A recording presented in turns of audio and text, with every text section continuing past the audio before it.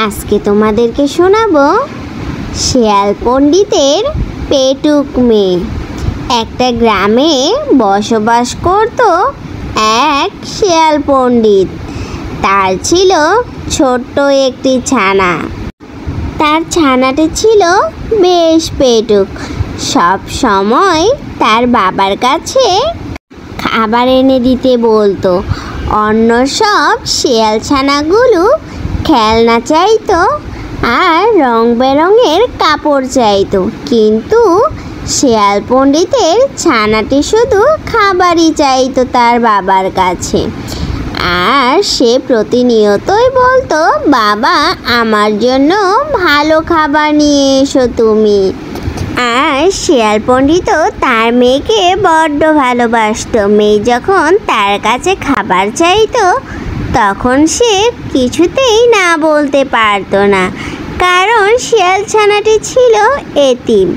ছোটবেলায় মা মারা গেছে আর বলেছিল তার মা মারা যাওয়ার আগে ছোট্ট ছানাটিকে যেন তার বাবাই দেখে রাখে, আর মায়ের আবদার যেন সব সময় তার বাবাই পূরণ করে দেয়।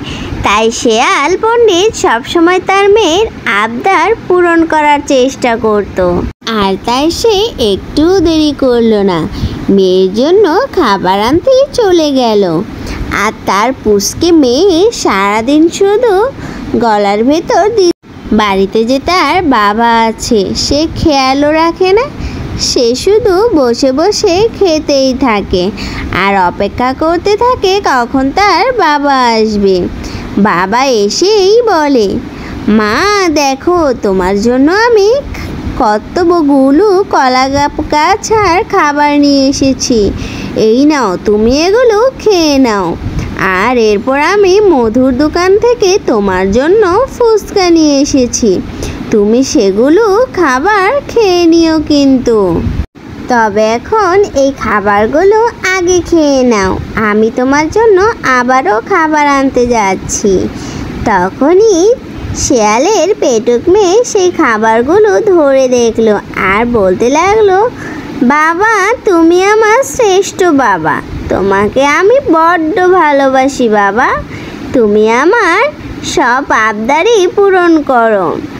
আমার পছন্দের জিনিস হলো আমি বেশি খেতে পছন্দ করি, জানি তুমি আমাকে কখনোই কিছু বলনি বাবা, আমি তোমাকে অনেক ভালোবাসি। আর তখনই তার বাবা তার কথা শুনে বেশ চুপ করেই রইল, কারণ বাবা তো জানতো যে কিছুদিন পর মেয়ের অবশ্যই কিছু না কিছু সমস্যা হয়ে যাবে। আর তখন মেয়েকে খাবার দিয়ে তার বাবা সেখান থেকে চলে গেল কাজে। কিছুদিন পর এমনই করে যাচ্ছিল তাদের দিন। একদিন পেটুক মেয়েটি অনেকগুলো ফুচকা নিয়ে বসে বসে খেতে লাগলো। সে তার সবগুলো ফুচকাই খেয়ে ফেললো।